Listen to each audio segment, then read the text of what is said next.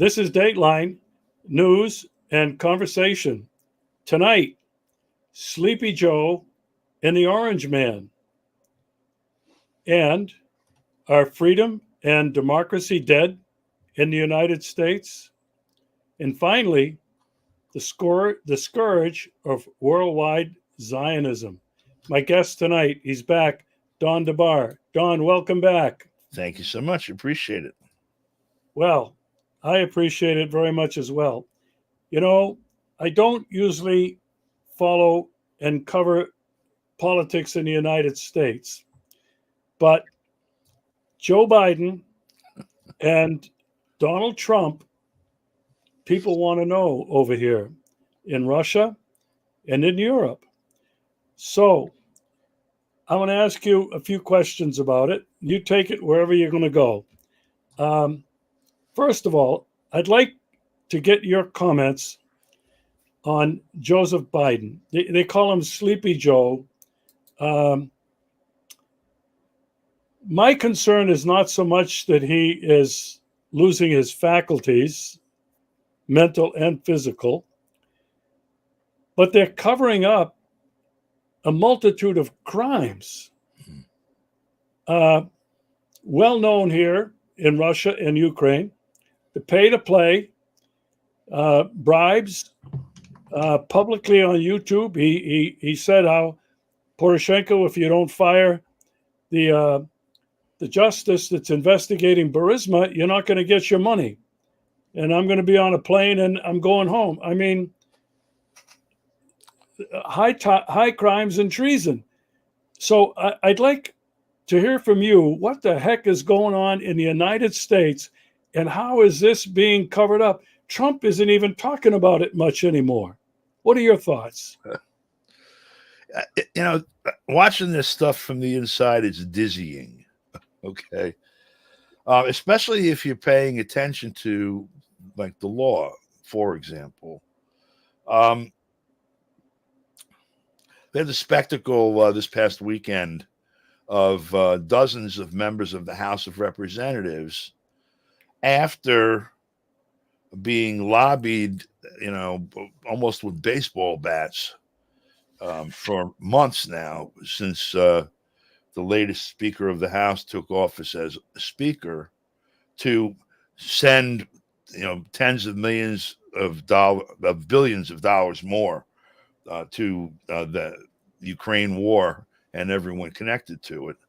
That as they voted to send $61 billion to Ukraine, waved little yellow and blue Ukrainian flags on the floor of the House as a part of the process that resulted in this gift, nominally to the Ukrainian government. You know, anyone that's familiar with the Foreign Agents Registration Act, even peripherally, knows that what they were doing was violation of 611H. Because, well, actually, it was a violation of FARA, but it applied because under 611H, they were acting as public relations agents. It just describes if you're using their logo and the, you know, slogans and all the marketing trappings, you know, for some purpose, that what you're doing is lobbying for the Ukrainian government in this case. And what they were doing, well, they were lobbying for the Ukrainian government as agents of the Ukrainian government in the Congress. They're colleagues, and it resulted in a $61 billion gift. I don't know that anyone here is raising a question about that at the very same time that people are in the streets in Tbilisi because the government there wants to adopt a Foreign Agents Registration Act that would require all these American and European nonprofits that are operating to organize a counter-revolution in Georgia, the state, you know, the country, Georgia, Tbilisi.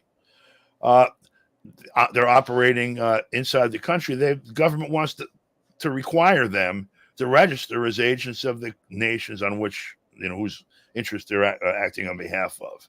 That has, you know, like people in the streets, you know, trying to burn down buildings and stuff in Tbilisi. And here, the Congress that adopted the law itself flaunts it on the floor of the House as it doles out $61 billion. So you got that kind of ridiculousness going on just looking at the face of it. The logic of sending any money into that war from the point of view of the United States is leads to, if you just follow the logic, leads to some very unsettling conclusion. The end result in each case of possible tracks this can follow, not good. So what they did do was they bought time for the disposition of the Ukraine war to happen after the election, that Ukraine won't get trounced before November, adversely affecting Biden's, chances of being reelected.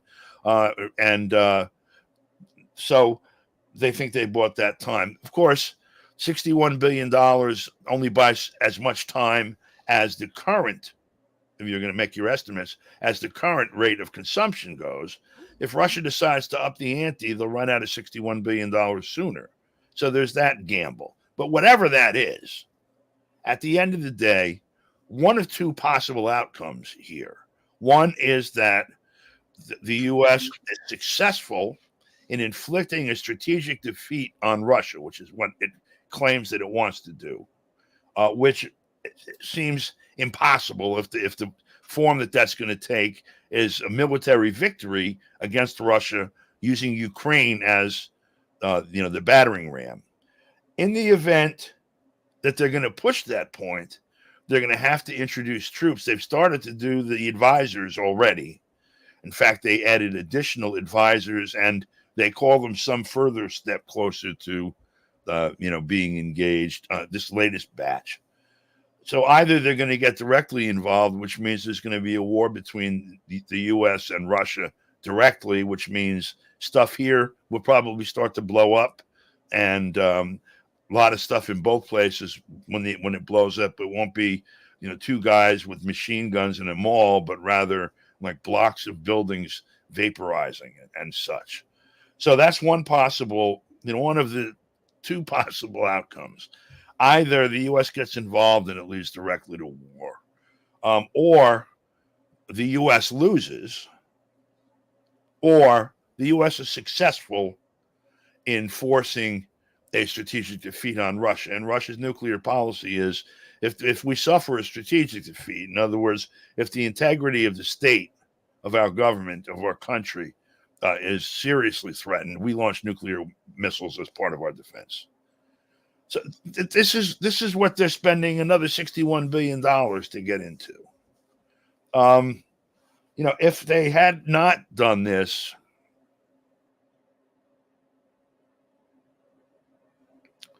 during the election, Biden is in a position of saying, well, we spent $200 billion or whatever they admit they've dumped into that.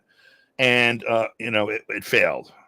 We started a war with Russia and lost. Vote for me. It's a pretty difficult position to run for office in the United States from that position.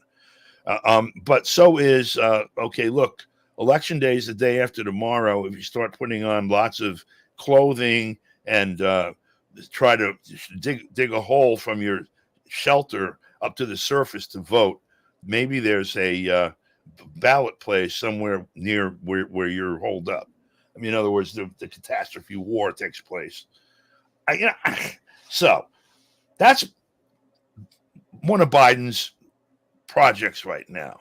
Another one is what's going on in Israel, or what's going on in Palestine, meaning Israel, and the slaughter of tens of thousands of people in Gaza, the leveling of the infrastructure there. It's clearly a demolition job anticipating a redevelopment, quote unquote, urban renewal en masse. And the economy here at home, I would use the economist's term of art, sucks. People here understand that the economy is no good because it's not serving them. People have to pay more for housing than they ever did.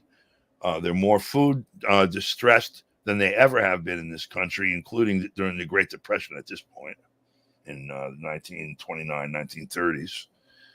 Banks are teetering. The commercial real estate market has some issues that are like just in front of us. The residential real estate market is close to the end of a bubble, most likely. And so, if any of these things pop and become manifest between now and November, what is a catastrophe now for some millions of people will become a catastrophe for perhaps 10 to 100 million people. There are millions of people in either foreclosure or eviction in the United States already. There are, and that number will grow. There have been hundreds of thousands to low millions in that position since 2008, since the last bank crash. If there is a real estate market collapse, there will be some very heavy casualties in the financial sector, banks, real estate investment trusts in particular. That is the stuff that affects rich people, and then suddenly the newspapers start talking about it.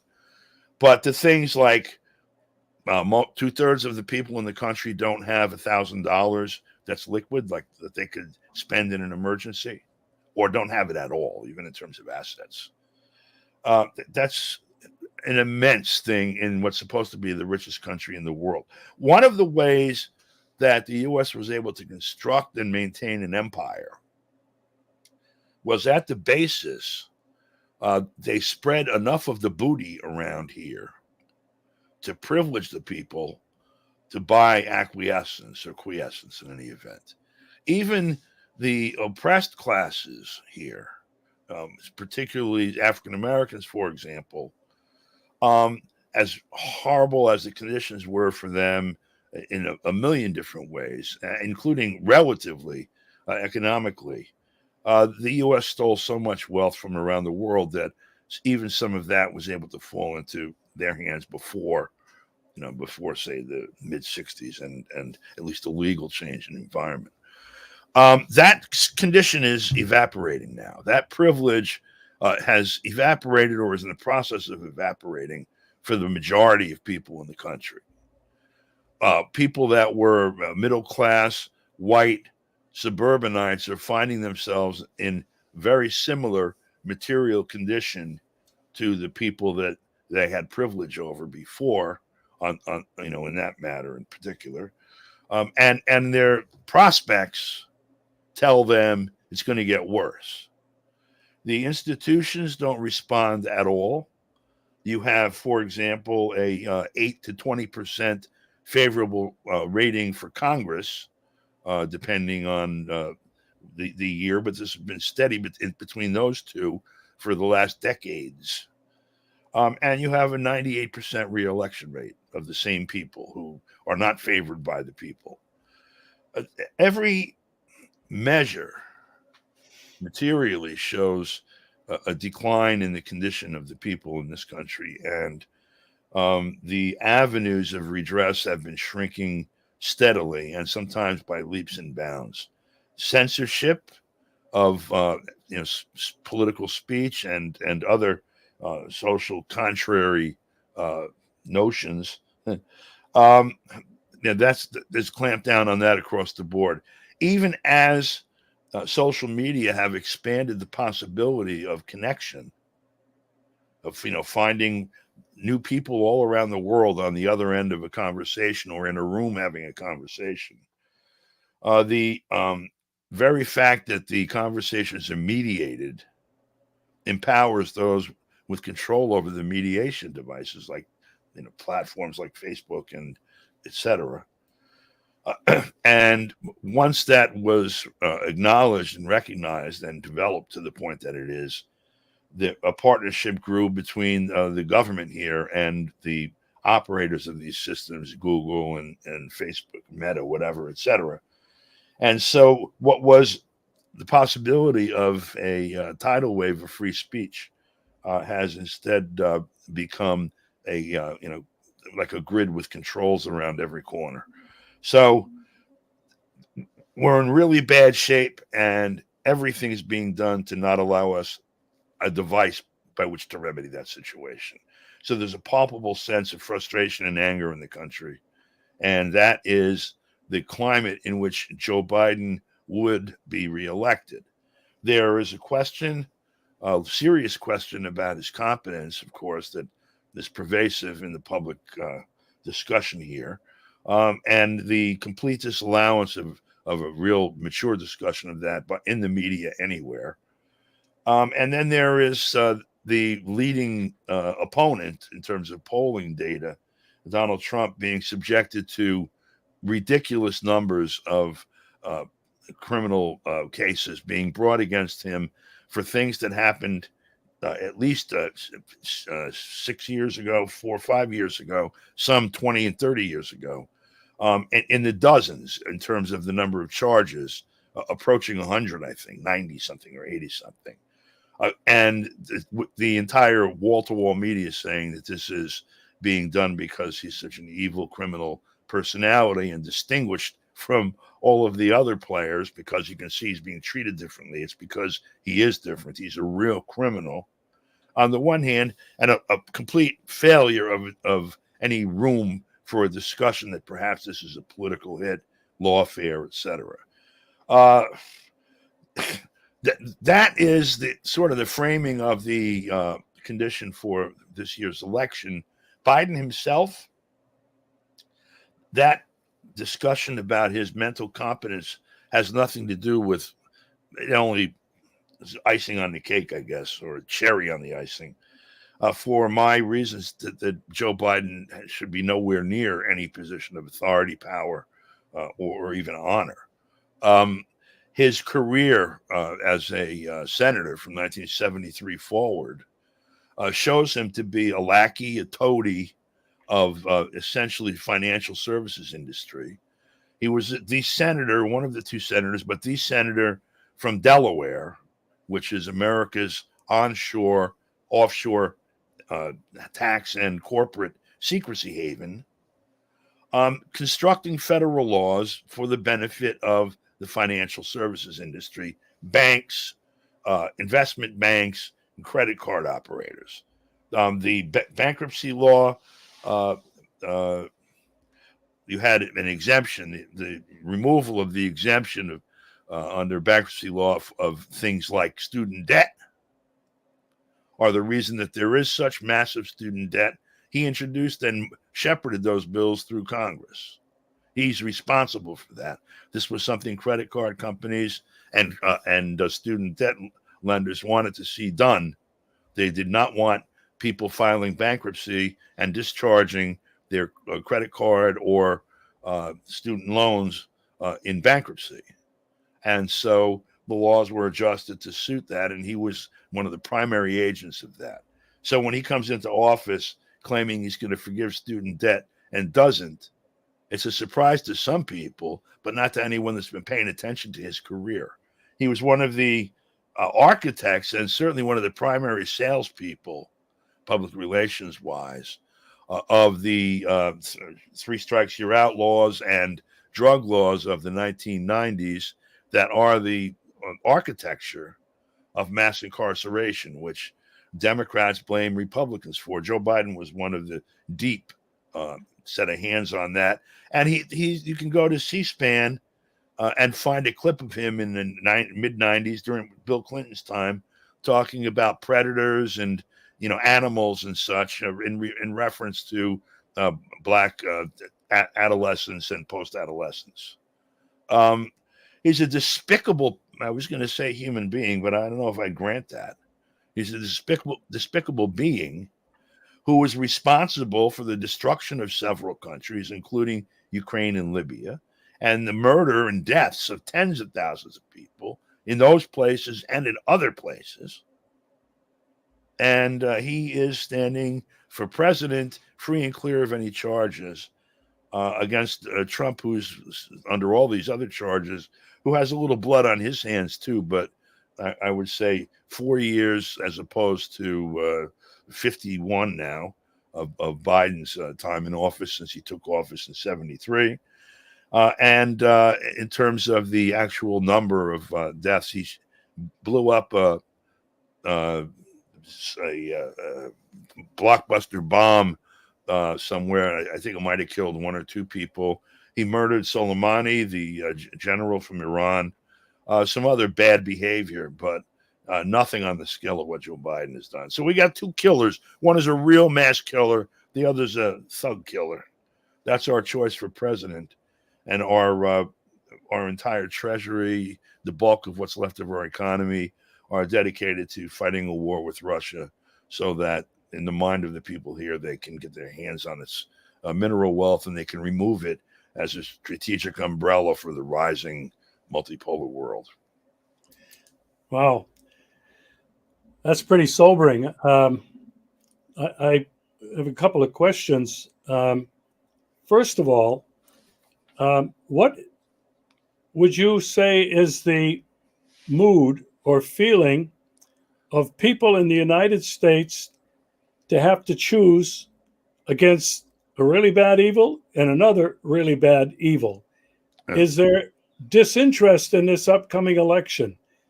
How are people looking at that? It's not too far off.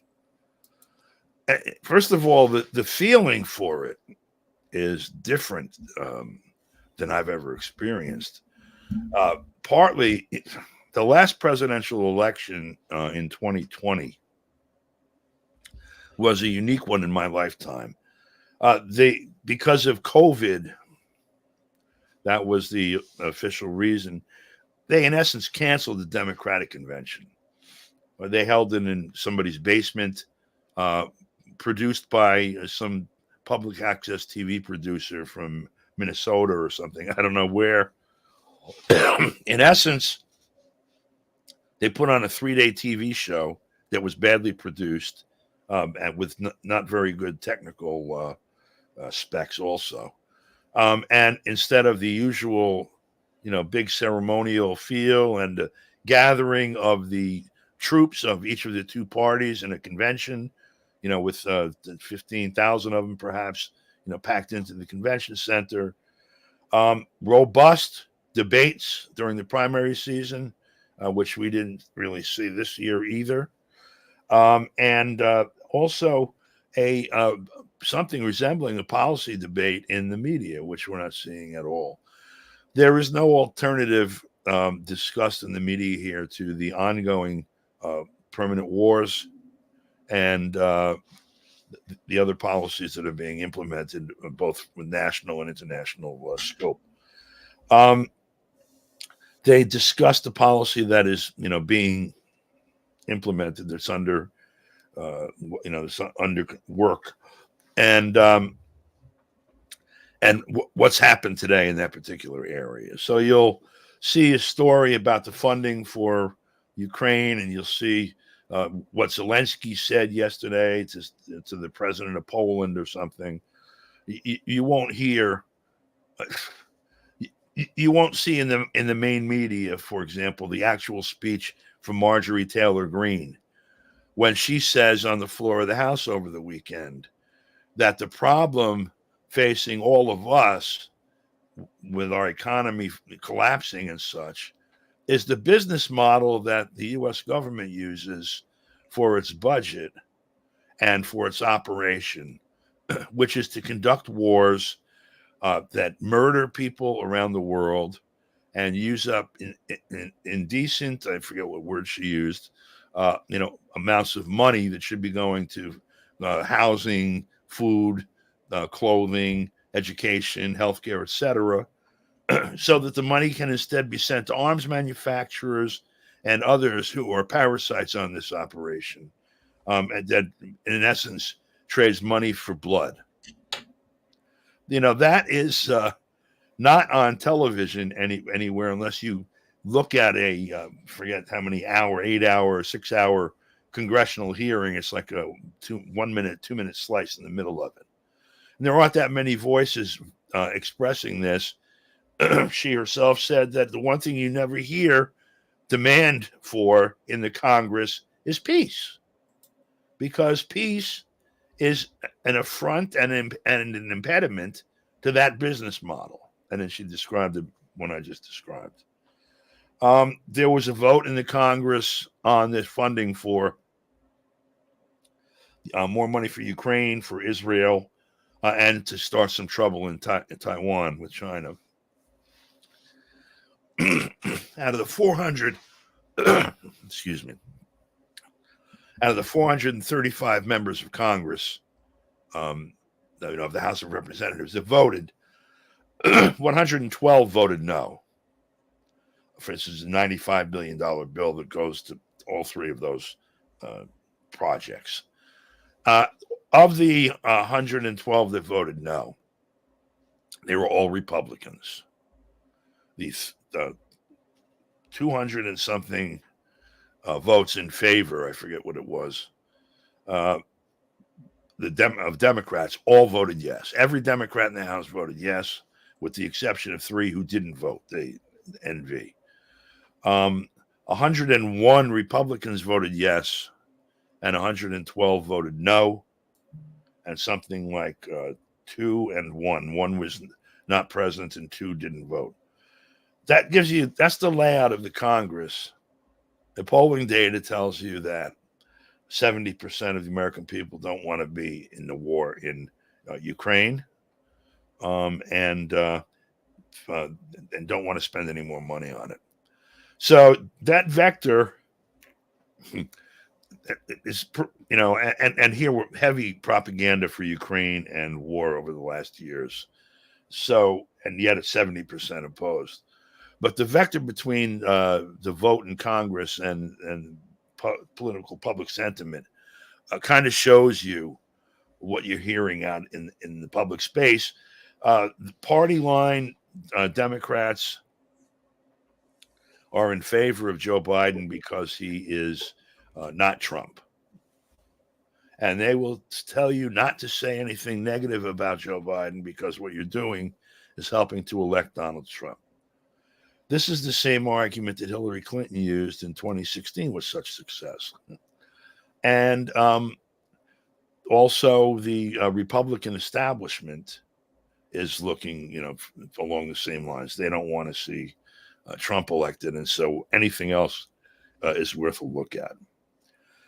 About half, I think, if I'm going to just ballpark it from anecdotal experience, about half of the people around me now and people that I see, that are seriously talking about this, fall into that category of that red-blue paradigm, and maybe a little less than half. And I would say a little more than half now are looking at this independent of that aspect of electoral politics. Some, like 10%, according to some polls, and maybe up to 30%, according to others, are still looking to the electoral cycle for relief and see a possibility of that in RFK Jr. And there are others that see no possibility for redress in the political system and are, awaiting the next development. I'd have to say I'm probably in that category. But the discussion almost nowhere. The people who support Trump are hopeful. They think he's going to be reelected, and they think he'll do good and better than last time in their eyes. The people who support Biden are nervous. You can tell that.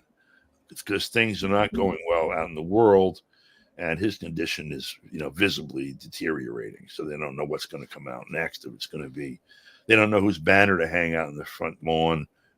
Gavin Newsom, Michelle Obama, some other. I was going to say lesser, but it's kind of hard to find one. They don't know what's going to happen, but they support Joe Biden 100% right now. And the about half or better, the ones that have characterized as independents, some see Kennedy as a solution. Most don't, or I would say many don't. And I don't see, consequently, with all of that, any great change in our condition, politically or materially, economically, etc., as an outcome of the election. All right. I have to ask you the $64,000 question. Given the animosity, the anger that you talked about earlier, that is palpable in the United States, depending on the outcome of this election, do you think there's a possibility of violence? I would say likelihood. if Trump wins, Democrats are going to say the election was stolen, like they did in 2017. And I think the thresholds have been crossed in a way, at least in terms of PR and perception, that this time Trump stealing the election in the eyes of Democrats is even more dangerous. This is now, March or April of 1932, and Trump and his legions have shown their disregard for constitutional government back in 2021 on January 6th. And so we now have to resort to violence to protect our country. I see that possibility. And I see, on the other hand, people who had protested in 2021 not getting relief, some of them saying, we're not letting this go down again. So it's possible. I would say likely.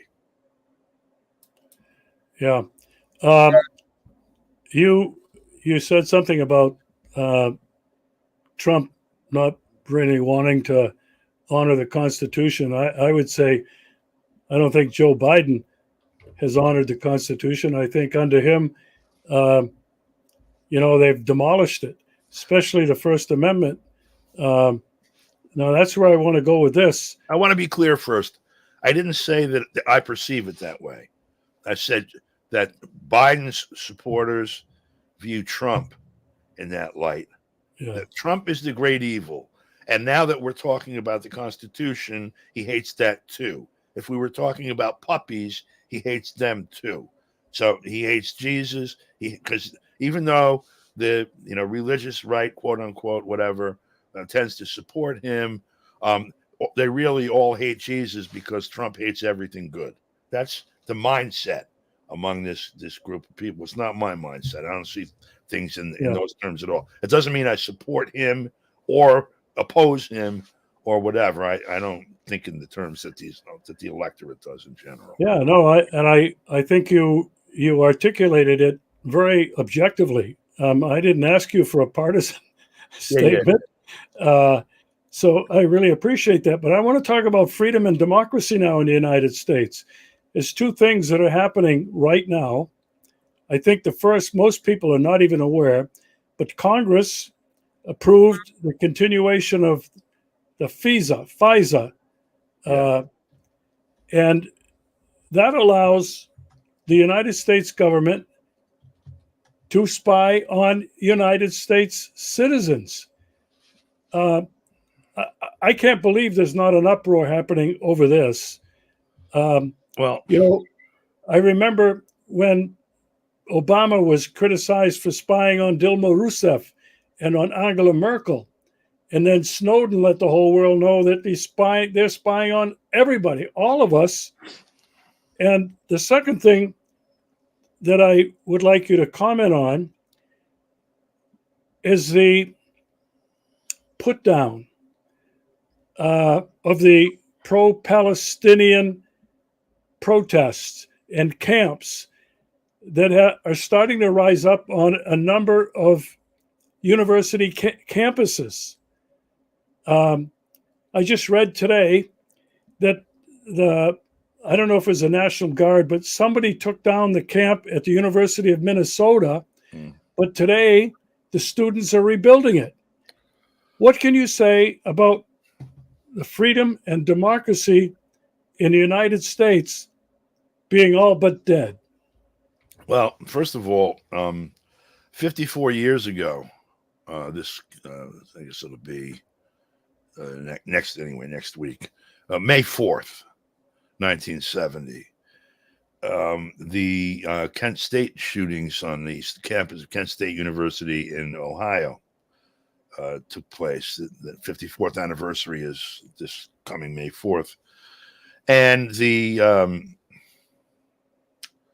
temperature on the college campuses around this massacre, certainly, if you want to argue over terminology, that one applies, obviously, and it's difficult. It's impossible to argue. This massacre is not being tolerated by young people in the United States, and they are organized already to resisted, and that's becoming manifest in college campuses. I first heard about it in relation to Columbia University here in New York City, but it has spread pretty rapidly. I recall how quickly the Occupy movement spread once the embers had landed in various places, and I think the soil was probably even riper now for this kind of activity. So I think we're going to see an intensification over the next week or two of this in a way that is going to check and mate this attempted, the police actions that they have been doing at Columbia, what they did at the incident you're discussing, other responses by the state, the kind of response that Obama made to Occupy. I think that stuff is now known to people who organize these things. In fact, some said that they had studied some lessons at Columbia from 1968. And I think the challenge is going to come to the attempt by the state to put us to sleep on a scale that one would say represents escalation. Now, back in 2011, which is now 13 years ago, 12 and a half years ago, it was in September of 2011, you started to see this Occupy, it became a movement, I guess, develop and spread like wildfire. And while I was looking at it, and while people were organizing into people's assemblies, basically, to talk through policy issues and try to make decisions collectively, sort of an embryonic, what you might call a workers' council in Soviet time, a Russian Revolution. In other words, Soviet in Russian. The embryonic, people's assemblies starting to go through the motions. I asked a few media outlets when I was being interviewed about it what I thought, and I said, this looks to me, maybe we're looking at 1905, and we're going to be waiting for 1917. And so I'm thinking of that now. Maybe we're looking at the beginnings of 1917.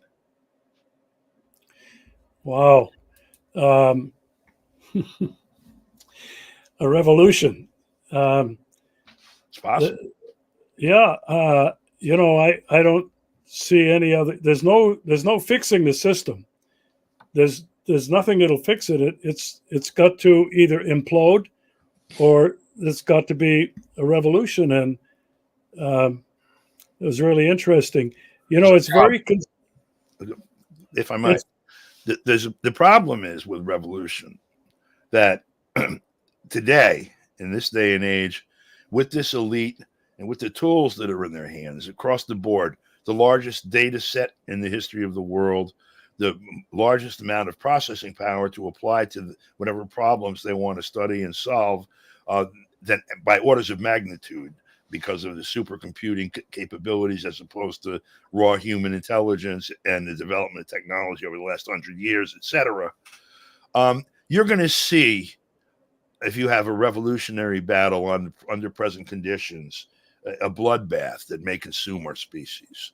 It could turn into World War III, and it could turn into a nuclear war. God knows what else they're capable of, by the way, because they have possession of these nuclear weapons and obviously the at least threat to use them. So they're capable of lots of other things. We have to find a way, I think, to effect a complete change in the power relations, where the power is removed from this elite and placed in the hands of the people in one way or another, and not symbolically, and not through some, quote unquote representational scheme, but the actual power placed in the actual hands of the people. And I don't know how you get from here to there unless you're talking about, in essence, people just dropping their hands on the existing machinery and starting to operate the aspects of their lives that they've been operating on behalf of someone else for themselves. I don't know what form that takes. If we start, growing our own food in our backyards and trading it, looking at our whole block and our communities as economic, entities, and how they fit into a patchwork of these, and using maybe computers and data from the government that exists already to figure out how to organize it, and then how do you organize people, knowing especially that our communications now, although they're broad and deep, using the social media platforms, they're also all mediated. And we don't have the levers of mediation, they do. And so we may have trouble even just talking to anyone that we can't see if they don't want us to do that. And so under those conditions, though, if we can start our new society just with our own sweat and drop the operation of theirs, that might be a way that this can be done without provoking or involving, shooting of guns and bombs and all of that. All right. I have to ask you, you mentioned them, they, these global elite who basically control everything. The deck is stacked against us. There is a movement, and I know you're aware of it, that seems to be going contrary to this, and that's the BRICS movement, spearheaded by one Vladimir Putin and the Russian Federation and President Xi in China. Do you see it the way I do, that this is a direct confrontation between BRICS, the Global South, and BRICS Plus, because they're going to grow incrementally this year? Do you see this as the really important struggle for power in the future order of the world? How do you see that? I think it's a very important sphere. It's a very important battlefield. And there are contradictions there too. Argentina, for example, was invited to join, had applied and invited to join. There was an election that replaced the government that negotiated that with the government that now sits in the presidential palace in Buenos Aires, Millet. And they announced when he was elected back in December that they're not going to go through with it. Instead, Argentina is now a partner with the United States. Just today, for example, they asked Interpol to arrest Iran's foreign minister, I think. He's in Pakistan and somewhere else today, 2 different countries, Sudan. And asked Interpol and the governments of those 2 countries to arrest him because of his alleged involvement in some bombing that took place back in, I think, 2004 or something in Buenos Aires. It comes out of a criminal case that Iran didn't appear in because they said they had nothing to do with it, period. And they weren't going to go to court because the government in Buenos Aires ordered them to. Like the position they took, I don't know if people are aware of this, but here in the United States, after the September 11th, 2001 attacks on the World Trade Center, a group calling itself the survivors of the World Trade Center, bombing, whatever the hell they called it, brought a lawsuit against everybody except Saudi Arabia that had anything to do with the 18 people who were supposedly involved in blowing up the World Trade Center, etc. And they claimed because 2 of the 18 had sort of transshipped on a plane through Iran, that Iran somehow was culpable for what these 18 Saudis did. And so they named Iran in this lawsuit, and Iran said, we have nothing to do with this, and they didn't appear. And so a multi-billion-dollar default judgment was obtained against them. Iran had no intention of paying it. They have no assets or resources here that could be attached because of the U.S. sanctions. I mean, there's a whole history of these kinds of cases that end up creating the preconditions for the rising BRICS and other constructs that are alternatives, because it's as if you were in a gang in high school with 10 other guys, and you're the cool guys in school, supposedly. And then one by one, you start finding members of this group not so cool and kicking them out.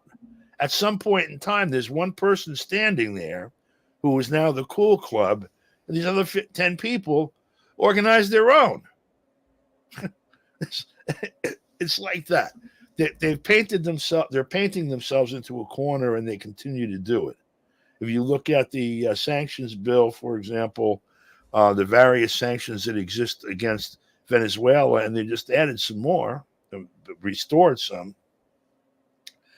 You see, but there are exemptions that have to do with, for example, Citgo or Chevron.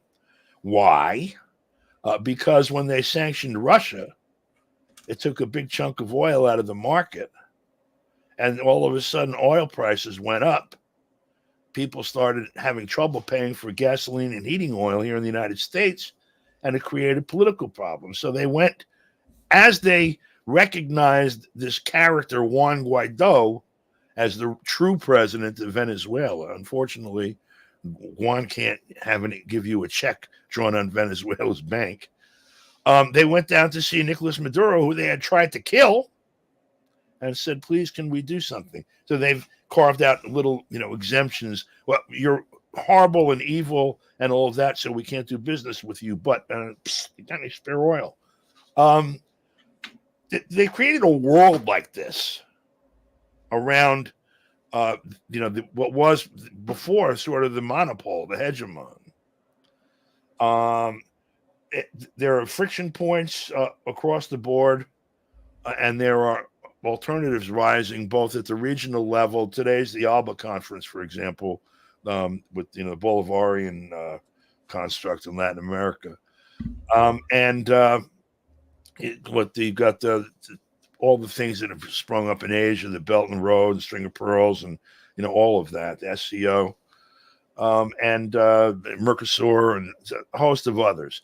These are the rising alternatives to the pre-existing colonial order, and it doesn't really have a colonial form this time either, which is an interesting characteristic that isn't generally mentioned. Yeah, and that's really well stated. I want to pursue this a little bit further, Don.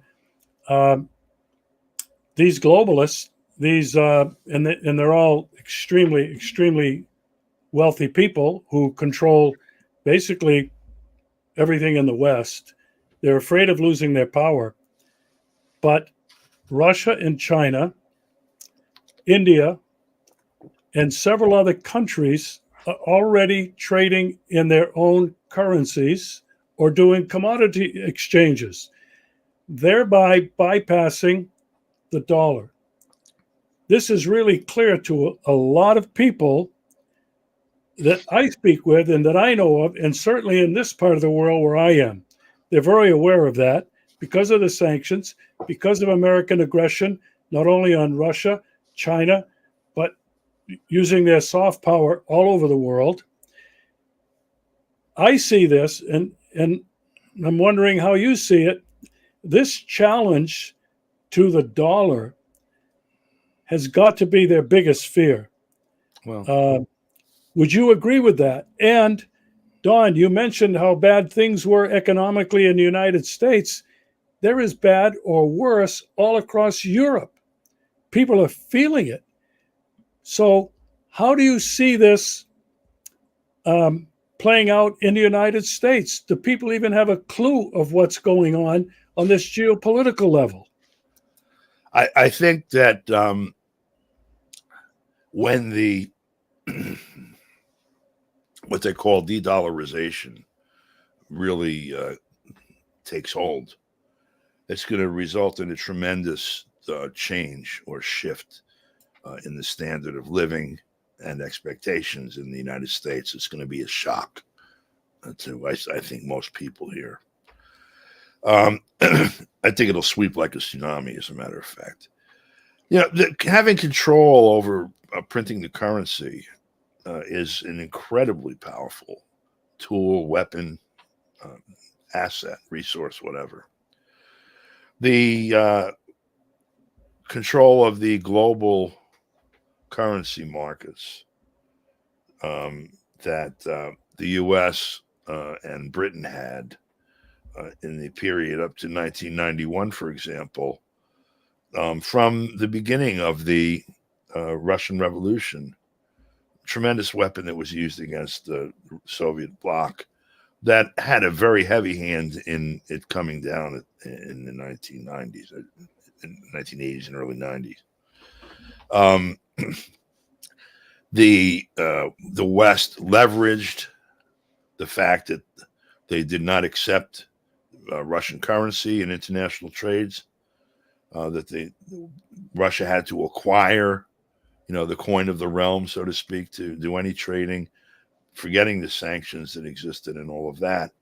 It led to a retail network inside the Soviet Union based on Western currencies, which people did not have. They'd have to, in essence, they ended up stealing from their own economy to sell things cheaply at hotels and other places where Westerners were or Japanese people were, so they could get their hands on that currency, then go to what they call Beryoshka stores and buy things that were not available elsewhere in the Soviet Union, Sony Walkman, stuff like that.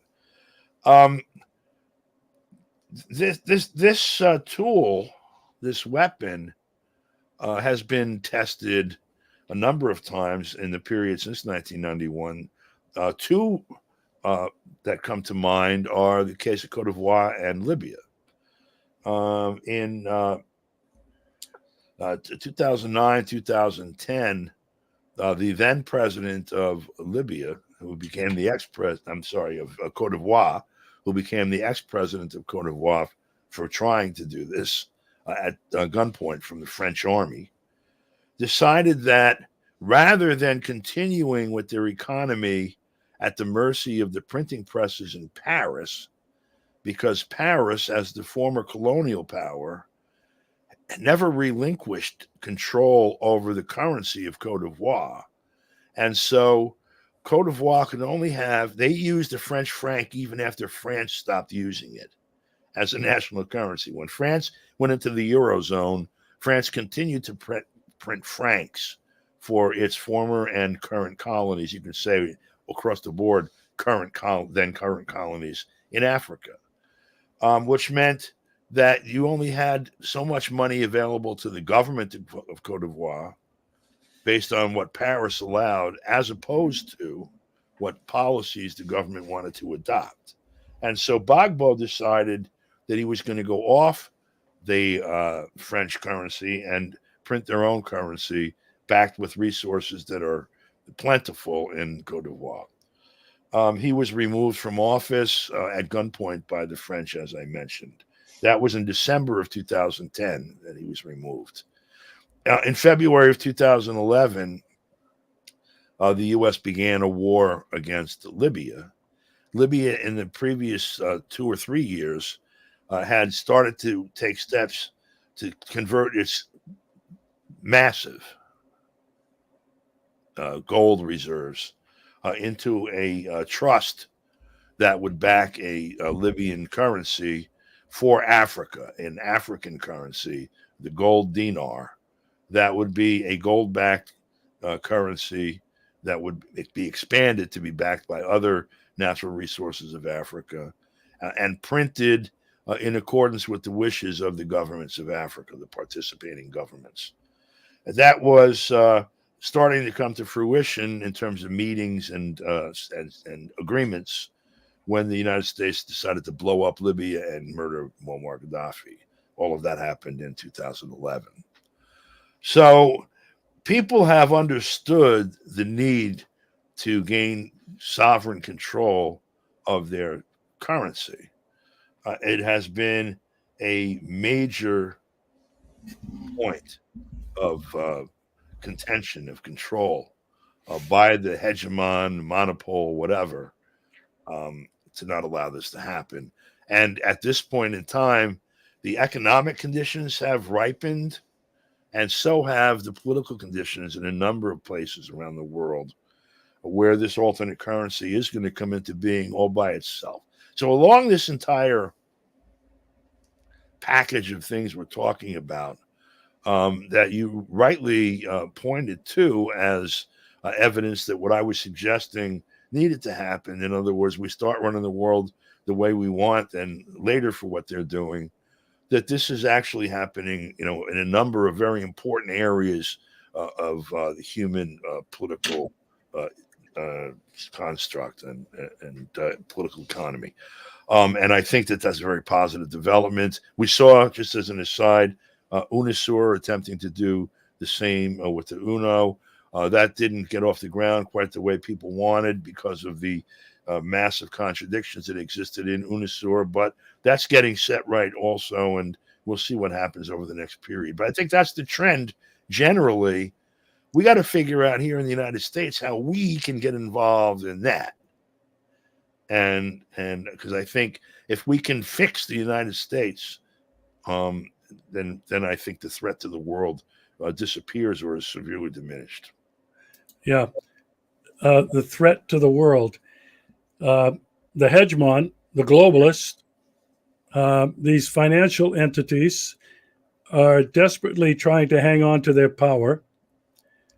And you mentioned that it's a dangerous place that we're living in right now, but this BRICS movement and the move away from the dollar and all of the leverage that the United States has had with it, in my opinion, creates the existential real threat of the use of nuclear weapons. If they can't win, will they take the whole world down with them in a nuclear Armageddon? Yeah. I think that, to me, geopolitically is the big picture. But when we come back down to the micro level, the ground level, we see this conflict in Ukraine could get out of control very, very quickly.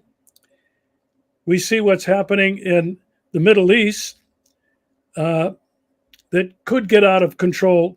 In fact, we came very close to it, to being out of control. And then we can go over to the east and the East China Sea, and money that the United States just approved for Taiwan is creating enormous pressure and tension there. And I have to point out that Russia and China, North Korea, are nuclear armed states, as is Israel in the Middle East. I mean, if people were afraid in the fall of 1962 with the Cuban Missile Crisis, thank God we had somebody who was an adult in a room in Kennedy and Khrushchev who listened to him, and they saved the world from being vaporized. Today, there doesn't appear to be anybody in the West, in the United States, that could be the adult in the room to end this. Your thoughts? Well, I mean, we don't even know who has their finger on the button here. Is it Biden's taxidermist? Is it Biden? I highly doubt that. And I'm not so sure, watching things develop. Yeah, Pakistan, that's right, too. Watching things develop, I'm not so sure, and India, by the way, too, right? I'm not so sure that the president actually is the one that has their hand on the button, so to speak. In other words, that decision is made by the president. To hear Robert McNamara describe what happened in 1962, it sounds like the president then was, in charge of these decisions, that he was drawing on what they called XCOM, this group of people to, kick it around with. And one of the things that McNamara talks about that he both mouthed himself in Fog of War, and is also referenced in 13 Days, RFK Sr.'s description of what happened in the Cuban Missile Crisis, as they call it, that they were afraid of someone pulling the temple down on their head, meaning the same thing you said before, that I'm going to blow up the world because I'm not going to win this battle that I'm involved in. That if I can't have it, nobody can. We don't know who those people are that make these decisions, so we have no way of gauging whether that is a possible choice for someone who has the power to implement it. In the old days, I come to this from time to time because it really illustrates a change in our condition. In the old days, we knew who the king was and where he lived. And so when things got too oppressive or mismanaged, or there was an urgent need for regime change, we knew where the castle was. Excuse me. We went there, we dragged his ass out and, did whatever we do, dispatched him, and new order started, reset button, whatever. We have no idea who's in charge of making the macro decisions in terms of the global economy. We know all the structures, and we can see some of the machinery operate, like the Security Council, the World Bank, the ICJ, all these different things. But whoever it is that's actually making decisions on behalf of themselves and their class, that are members of the class and the key leadership members, we'd have no idea who that is. People talk about Soros, or there's a half a dozen of Warren Buffett, whomever, the Koch brothers, whatever. But we don't really know who it is. If we did, I think it's highly unlikely that if we found the major decision makers and dragged their ass out into the street and dispatched them, so to speak, that someone else isn't already at the lever by the time we pick our head up. This regime was made to survive a nuclear war. The infrastructure, the internet that we have was made to survive a nuclear war. So that if you took out the government and you took out the military and you took out the industrial leaders, there was still a hierarchy with somebody at the top by design. So we have no idea what that is. And that's what made me laugh about January 6th was an attempt to overthrow the U.S. government, January 6th, 2021. Those people occupied Congress. Okay, I sit down at Nancy Pelosi's desk. I call the Pentagon. I want you to do a drone strike on Israel. Guy on the phone at the Pentagon, I think this is for you, and laughing. They can't order anyone to do anything. Going to call Treasury or call the Fed, print more money, borrow more money, lower interest rates. Securing, stealing, occupying forever the Capitol building changes nothing. Changes a piece of real estate. Doesn't even change title to that. So, it's having a revolution in the conventional sense of it is difficult when you don't really know where the actual power is that you're revolting against. If we were to overthrow the U.S. government, so to speak, that would be, let's say, to force the president, vice president, cabinet, Congress to resign and leave Washington, D.C. Where are the levers of power? Where are the reins of power? I and the people, we all go down to D.C. now. Then what? It's a difficult thing to wrap your mind around when you think about it in actual material terms, but it's amorphous, this thing, and it's going to be a very difficult struggle. I'm not saying because we're going to get bloodied and because of this and that, but rather it's going to be difficult, if not impossible, to actually identify the centers of power that have to be overthrown or negated in order for a revolution to be fulfilled. And so and of course it's going to be a bloodbath no matter what. These people are not going to let go without, taking a lot of people with them, if not everyone. And so we have to figure out how to manage that too. And again, I think we do that just by beginning to live the way we want and finding a way to support that materially. How do we eat and stay indoors? Does the sheriff come to evict us? Some of the promising things around, to me, the most promising things around Occupy back in 2011, in Albany and Philadelphia, I think it was, there were a couple of places where the orders came down from, on high, the governor or whatever, to evict the protesters from this or that occupation site. And in one case, a police chief said, that's illegal, we're not doing it. In another case, another police official or a district attorney also refused and said, our sympathies are with the protesters. Things have gotten only worse since then. Things have only gotten worse since the 2016 election and the 2020 election.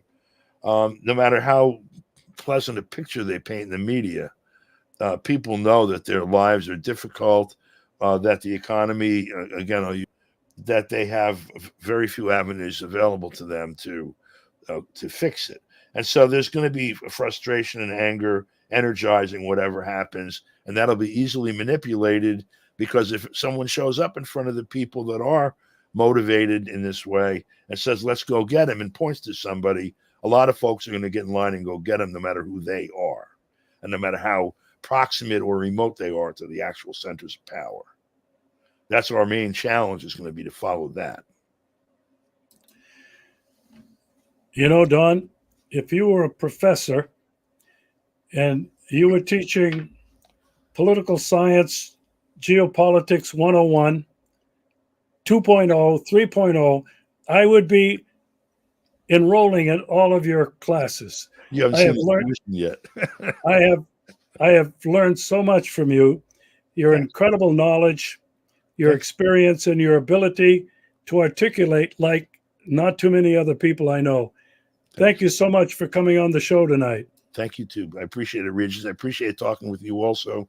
I appreciate your insights. You have some really very good insights into the way things are, and make it easy for me to formulate my own thoughts, because I'm doing it in response to something that is kind of at the heart of what we're talking about. So I appreciate it.